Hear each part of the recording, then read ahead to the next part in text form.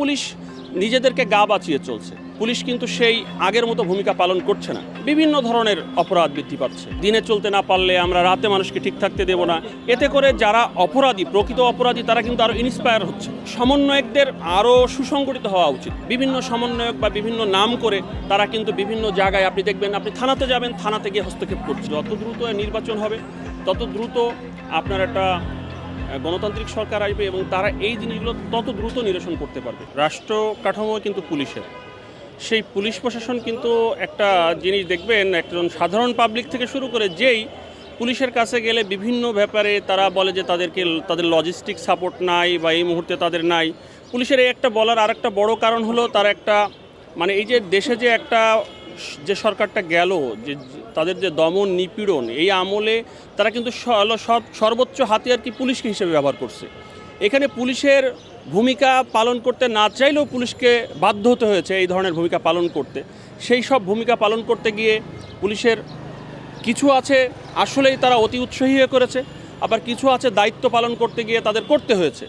এই কাজগুলো করতে গিয়ে পুলিশ অনেকটা আতঙ্কগ্রস্ত হয়ে গেছে। হয়ে যাওয়ার কারণে পুলিশ তাদের যে বিভিন্ন এই যে দেশের যে আপনার যে সোশ্যাল সিকিউরিটি নিশ্চিত করার দায়িত্ব কিন্তু পুলিশের। বিশেষ করে এই পুলিশ সেখানে নিরাপত্তা ভূমিকা পালন করছে। পুলিশ নিজেদেরকে গা বাঁচিয়ে চলছে। তারা দেখবেন আগে যেভাবে ডিউটি পালন করতো, যেটা না হলেই নাই, তাদের যে রেগুলার ডিউটি, সেই ডিউটির ভিতরেই তারা আছে। এবং একটা রাষ্ট্রের নিরাপত্তা বজায় রাখার জন্য পুলিশ কিন্তু সেই আগের মতো ভূমিকা পালন করছে না। এতে করে এই যে সাধারণ জনগণ এবং যারা বিভিন্ন ধরনের অপরাধ কিন্তু বৃদ্ধি পাচ্ছে। দেখবেন এই যে ছিনতাই, বিভিন্ন চুরি, বিভিন্ন ধরনের অপরাধ বৃদ্ধি পাচ্ছে। আর এর অন্যতম কারণ হলো এটা। এবং আরও একটা জিনিস, অনেক যারা এই ধরনের প্রশাসনের যারা এই ধরনের অপকর্মে জড়িত ছিল, তাদেরকে এই বর্তমান গভর্নমেন্ট কিন্তু অনেকের আইনের আওতায় আনছে। আইনের আওতায় আনায় পুলিশের ভিতরে আরও একটা অনেকেই এই ধরনের অপরাধ করছে বা অপরাধে জড়িত ছিল বা করতে হয়েছে, তারাও কিন্তু একটা আতঙ্কগ্রস্তের ভিতরে আছে। এই জন্য পরবর্তীতে এই ইফেক্টটা কিন্তু এই আমাদের সাধারণ যারা আছে, জনগণ আছে, তাদের পরে ইফেক্টটা পড়ছে। আর একটা জিনিস, এই সুযোগটাকে কাজে লাগিয়ে দেখবেন যে পূর্ববর্তী যে সরকার বা যারা নেতৃস্থানীয় ছিল, তারা বিভিন্নভাবে এই জিনিসগুলোকে একটা হিউমার ছড়ানোর, ইতিমধ্যে সবাই এটা জানছে যে আমরা দিনে চলতে না পারলে আমরা রাতে মানুষকে ঠিক থাকতে দেব না। এতে করে যারা অপরাধী, প্রকৃত অপরাধী, তারা কিন্তু আরও ইন্সপায়ার হচ্ছে যে অপরাধ করতে, যে আমরা এবং তারা দেখবেন একটা অপরাধীর কিন্তু কোনো দল নেই বা কোনো সমাজ বা কোনো সব কিছুর অপরাধী তারা এই জিনিসটাকে কাজে লাগিয়ে, এই সুবিধার কাজে লাগিয়ে গিয়ে এই কাজগুলো করছে। এতে করে বর্তমান সরকারও একটা এটা ইয়ার ভিতরে আছে, বিব্রতকর পরিস্থিতির ভিতরে আছে। আর যেহেতু বর্তমান সরকার কিন্তু এটা একটা নির্বাচিত কোনো সরকার না বা জনগণের দ্বারা, এই জন্য তারা ইচ্ছা করলেও কিন্তু একটা গণতান্ত্রিক সরকার, নির্বাচিত সরকার যে ভূমিকাটা পালন করতে পারে, প্রশাসনিক থেকে শুরু করে রাষ্ট্র কাঠামোয়, একটা অ্যাডিনট্রিম সরকার কিন্তু এই ভূমিকা পালন করতে পারে না। তারা শুধুমাত্র তাদের রুটিন ওয়ার্কের ভিতরে থাকতে হয়। এই জন্য তারা এই প্রশাসনিক যে জিনিসটা সেইভাবে ফোর্সফুলি করতেও পারছে না। আবার এর ভিতরে বিভিন্ন ধরনের চারিদিক থেকে হিউমার, দেশি বিদেশি বিভিন্ন ষড়যন্ত্র বলেন, চক্রান্ত বলেন, যাই বলেন, সেটা সত্য মিথ্যা, কতটুকু সত্য কতটুকু মিথ্যা তা জানি না, কিন্তু এই ধরনের প্রোপাগান্ডাও কিন্তু চলছে। এর কারণে একটা জিনিস। আর একটা জিনিস, যে বিষয়টা হচ্ছে পুলিশের ভিতরে আর একটা ভীতি সম্বস্ত, আমি আইনজীবী হিসেবে মনে করি, সেটা হলো আমি ব্যক্তিগতভাবে কিন্তু অনেক বৈষম্য বিরোধী যারা সেই সময় যারা এই যে আন্দোলন সংগ্রাম করছিল, তাদের অনেকের মামলা করছি। আমরাও কিন্তু ওই সময় খুব আতঙ্কগ্রস্ত ছিলাম, যারা আইনজীবীরাও কিন্তু। এখানে সারা বাংলাদেশে এই যে আজকের যে প্রেক্ষাপট, এটা কিন্তু শুধুমাত্র একক কোনো ব্যক্তির না, বিভিন্ন রাজনৈতিক দলের বিগত সময়ে, যেমন বিভিন্ন রাজনৈতিক দল বিএনপি, আপনি মনে করেন দীর্ঘ প্রায় 16 বছরের অধিক সময় তারা কিন্তু নিপীড়িত, নির্যাতিত হয়েছে। এবং এক কথায় সরকার বিরোধী যে রাজনৈতিক দলগুলো আছিল, তারা যদি সরকারের বিরুদ্ধে মনে হয়েছে যে এটা সরকারের বিরুদ্ধে গেছে, তারা কিন্তু সেই রাজনৈতিক দলগুলোর উপর বিভিন্ন ধরনের, তাদের কর্মীদের উপর নানা রকম মানসিক, শারীরিক এবং বিভিন্ন ধরনের নির্যাতন করছে। অনেকেরকে বিভিন্ন হামলা দিয়ে হয়রানি করছে। এই টোটাল প্রেক্ষাপটের কারণে পরবর্তীতে এই বৈষম্য বিরোধী যে ছাত্র আন্দোলন, তাদের যে যৌক্তিক দাবি ছিল যে কোটা নিয়ে, সেইটা নিয়ে একটা সকল রাজনৈতিক দল এবং জনগণের ভিতরে এত স্বতঃস্ফূর্তভাবে একটা কিন্তু বিপ্লব হয়েছে। সেই বিপ্লবের কারণেই কিন্তু আজকের এই যে বাংলাদেশের বর্তমান প্রেক্ষাপট।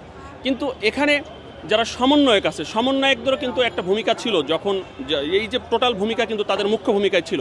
কিন্তু বর্তমানে আপনি দেখবেন সারা বাংলাদেশে যে সমন্বয়করা আছে বিভিন্ন জায়গায়, আপনি দেখবেন রুট লেভেলে শুরু করে থানা থেকে শুরু করে জেলা, এবং এই সমন্বয়কদের কিছু মনে করেন তাদের কিন্তু আরও সুসংগঠিত হওয়া উচিত। তাদের ভূমিকার কারণেও কিন্তু আজকে প্রশাসনিক তারা এই ধরনের একটা যে প্রবলেম সৃষ্টি হচ্ছে। দেখবেন বিভিন্ন জায়গায় তারা এই আসলে জানি না তারা কারা, বিভিন্ন সমন্বয়ক বা বিভিন্ন নাম করে তারা কিন্তু বিভিন্ন জায়গায় আপনি দেখবেন, আপনি থানাতে যাবেন, থানাতে গিয়ে হস্তক্ষেপ করছে। আপনার বিভিন্ন প্রশাসনিক যে রুট লেভেলের যে ইয়াগুলো আছে তাদের নাম ভাঙিয়ে তারা এই ধরনের ইয়া করছে। এতে করে প্রশাসন কি মনে করছে যে আসলে রিয়েলি কি তারা সমন্বয়ক বা সমন্বয়ক না, তারা কিন্তু এটা বিচার করতে পারছে না বা তারা ফোর্সফুলি করতে পারছে না। কারণ তাদের একটাই কারণ, তারা হলো এই যে একটা প্যানিক, যে আতঙ্কগ্রস্ত, এই আতঙ্কগ্রস্তের কারণে এতে করে টোটাল একটা দেশের যে সামগ্রিক কিন্তু আপনার এই যে সোশ্যাল সিকিউরিটির একটা হুমকির মুখে পড়ছে। আর এ থেকে উত্তরণের একটা মাত্র উপায়, সেটা হলো দ্রুততার সহিত বাংলাদেশে একটা একটা নিরপেক্ষভাবে একটা নির্বাচন দেওয়া, এবং নির্বাচন যে যত দ্রুত নির্বাচন হবে তত দ্রুত আপনার একটা গণতান্ত্রিক সরকার আসবে, এবং তারা এই জিনিসগুলো তত দ্রুত নিরসন করতে পারবে। কারণ একটা অ্যাডিনট্রিম সরকারের পক্ষে সকল সমস্যার সমাধান করা সম্ভব নয়। এবং অ্যাডিনট্রিম সরকার যে কাজগুলো করছে অনেক সাধুবাদ, তারা চেষ্টা করছে, বিভিন্ন সংস্কার চেষ্টা করছে, কিন্তু তাদেরও কিছু প্রতিবন্ধকতা আছে। এই প্রতিবন্ধকতার কারণে তারা কিন্তু এগোতে পারছে না। এই জন্য এই সামগ্রিক আরেকটা জিনিস, যারা এই যে পূর্ববর্তী সরকারের বিরোধী যারা বিভিন্ন রাজনৈতিক দলগুলো আছে, বিভিন্ন সামাজিক সংগঠন বা সবাইকে মিলিয়ে, পেশাজীবী, শ্রমজীবী সবাইকে নিয়ে কিন্তু আপনার কাজ করতে হবে। কারণ সবাই কিন্তু এই যে একটা বিপ্লব, এই বিপ্লবের তারা অংশীদার। আপনি যখন আপনার যে প্রাপ্যটুকু আছে আপনি যদি তাকে না দিতে চান, তখন কিন্তু ওইখান থেকে আপনি একটা অসহযোগিতা পাবেন। আর এই অসহযোগিতা হলে কিন্তু একটা অ্যাডিনট্রিম সরকারের পক্ষে কিন্তু এই টোটাল প্রশাসনিক এবং রাষ্ট্র ব্যবস্থা কিন্তু পরিচালনা করা সম্ভব নয়। এবং বিভিন্নভাবে তাদেরকে বিভিন্ন গোষ্ঠী, যারা বিরোধী গোষ্ঠীগুলো আছে, তারা বিভিন্নভাবে ব্যর্থ করে দেওয়ার চেষ্টা করবে। এবং এই তার ফলশ্রুতিতেই কিন্তু এই আজকের এই যে আপনি দেখবেন যে আপনি এই যে দিনের বেলা যে ছিনতাই, চুরি, এইগুলো কিন্তু দেখবেন হঠাৎ করে আপনি যে এখন এখান থেকে যাচ্ছেন একটুখানি পরে যে এই নিরাপত্তাহীনতায় একটা ভুগতেছে। আর এর কারণ হলো প্রশাসন কেন প্রশাসন করতে পারছে না? যে বিভিন্নভাবে যদি তারা হ্যারাসমেন্ট হয়, তারাও চাচ্ছে যে যেহেতু একটা প্রক্রিয়ার ভিতরে আছে, হ্যাঁ, গা বাঁচিয়ে চলে, এক কথায় নিজেদেরকে সেভ করে যেটুকু করলেই হয় সেটুকুই তারা করছে।